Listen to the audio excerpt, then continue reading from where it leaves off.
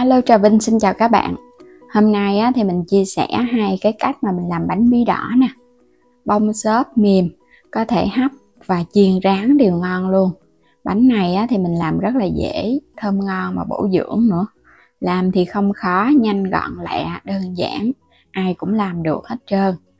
Đặc biệt là các bé nè, rất là thích cái món bánh này. Bây giờ thì mời các bạn mình cùng xem video nha. Ở đây thì mình có trái bí đỏ nè, bí đỏ tròn thì cái phần này cái màu nó đậm và nó đẹp hơn so với cái bí hồ lô. Nhưng mà có cái nào thì các bạn dùng cái đó. Sẽ sắc ra một khoanh nha.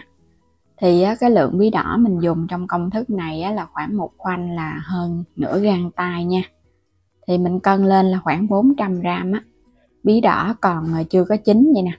Để làm ra hai công thức bánh, các bạn sẽ xắt hết cái phần vỏ bên ngoài mình bỏ đi, rồi cái mình rửa cho nó sạch.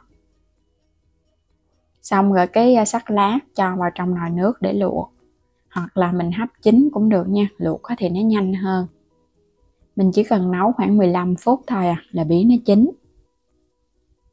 Tiếp theo là mình dùng 150g bột mì, loại bột mì thấp protein nha. Bên đây là nửa chén dừa rám nè, ngạo nhỏ nhỏ một chút nữa mình cho vào bánh luôn. Tiếp theo là 100g đường, chút xíu muối, thêm ống vani để cho nó thơm, hoặc là dùng vani dạng nước.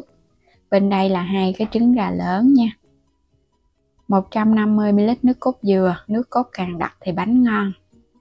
Đây là cái phần bột mì số 8 nè, các bạn dùng bột mì ngang cũng được. Rồi quay trở lại nồi bí, mình luộc 15 phút là nó chín nè. Bí này cũng nhanh chín lắm. Các bạn thấy nó mềm vậy là được rồi ha. Bây giờ mình vớt nó lên, rồi cái để cho nó ráo nước, cho qua cái cối để xay. Mình lấy phân nửa của cái lượng luộc hồi nãy. Các bạn cho cái nước cốt dừa vô để mình xay nha.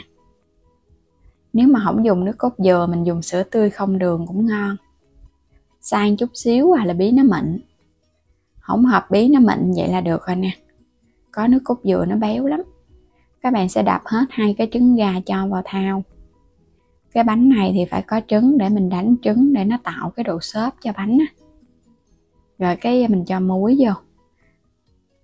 Thêm một cái miếng chanh ha, nhỏ nhỏ thôi để khử cái mùi trứng. Đánh lên nha.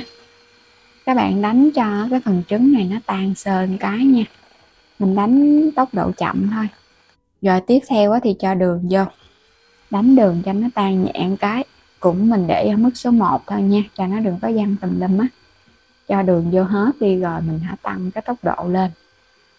Còn nếu đánh bằng tay cũng được luôn mà nó hơi lâu một chút. Mình đánh máy thì nó nhanh lắm, khoảng chừng 3 phút là cái hỗn hợp này nó nhạt lại Mình thấy bắt đầu nó nhạt nè, nó trắng tinh lên vậy là được nè. Các bạn sẽ cho cái phần bí đỏ hồi nãy mình xay ra đó, cho cùng vào luôn. Và mình cho cái phần bột mì vô nha. Để tạo thêm cái độ xốp ngon thì mình dùng ở đây 2 muỗng cà phê baking powder ha, bột nở Rồi cho vani vô luôn để tạo cái độ thơm cho bánh nè. Các bạn đánh nhẹ nhẹ sờn cái. Rồi cái cho bột nó quyện xong cái mình hãy mở lên số 1 mình đánh. Làm vậy thì bột nó không có bị văng tùm lum á.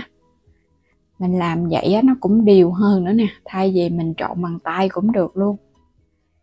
Có bột nở cho nên là mình không có cần đánh cho cái phần trứng nó bong lên. Còn nếu các bạn không dùng bột nở thì các bạn phải đánh cho phần trứng của mình nó bong lên. Sau đó rồi mình hãy pha thêm bột vô nha. Bánh nó sẽ ngon. Mình dùng khuôn này là khuôn silicon có lõi, khuôn chịu nhiệt. Mình sẽ cho phần dừa ở bên dưới. Có dừa thì nó lộn vào trong bánh phần bánh của mình nó béo béo mà nó giòn giòn, ăn cũng ngon. Còn nếu không thích dừa các bạn bỏ qua cũng không sao. Chất hết vô trong cái sửng.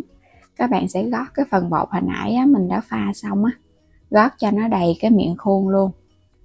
Hoặc là các bạn trộn dừa trực tiếp vào trong bột cũng được nữa. Nhưng mà trộn vậy thì cái bánh của mình nó sẽ hơi bị quá nhão Mình cho dừa riêng vậy thì nó dễ thành công hơn. Rồi bây giờ sẽ đem đi hấp nha. Nhớ là bắt sẵn nồi nước sôi. Cho bánh vào thì mình hấp lửa lớn trong vòng 8 phút. Đúng 8 phút là bánh nó chín nè. Bánh chín thì tắt bếp rồi các bạn hãy mở nắp ra nha. để cho nó đừng có bị sốc nhiệt, bánh nó sẽ không có bị sẹp. Và công thức này á, mình làm á, nó có bột nở cho nên là cũng dễ thành công lắm.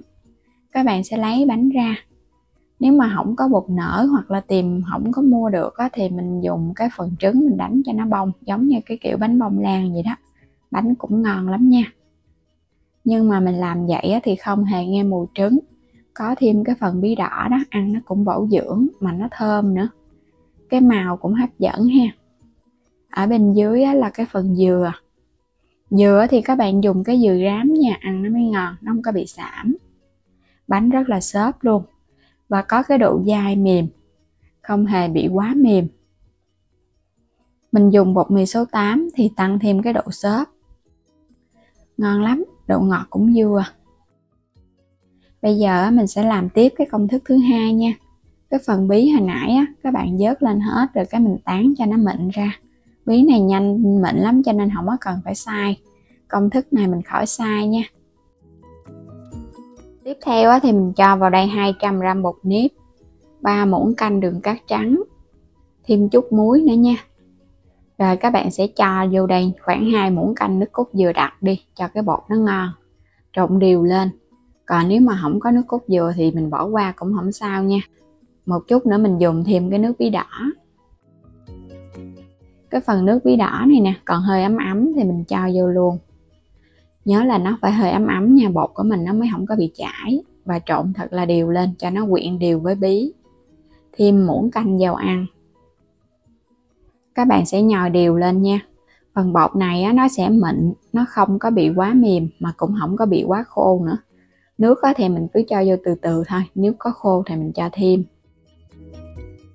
Đây á, là đậu xanh mình nấu chín rồi nè. Nếu mà các bạn không có đậu xanh thì mình làm bằng bánh không cũng không sao. Có đậu xanh vô thì mình sẽ làm cái phần nhân bánh ở giữa. Tán đều cái phần bột ra rồi cái mình múc vô một chút đậu xanh chín. Đậu xanh nấu chín, mình nêm vào một chút đường, chút muối để có được cái phần nhân, khỏi cần phải sên, làm vậy nó nhanh. Vo cho nó tròn lại. Các bạn đè dẹp dẹp một chút nha. Rồi cái mình phủ thêm lên một ít mè trắng. Không có thì bỏ qua, có thì nó thơm hơn. Cái chảo thì các bạn cho một ít dầu thôi, rồi cái mình cho cái bánh vô luôn. Đè xuống một chút cho nó dẹp dẹp. Bắt lên trên bếp mình sẽ gán với lửa dừa thôi nha, cho bột nó chín từ từ.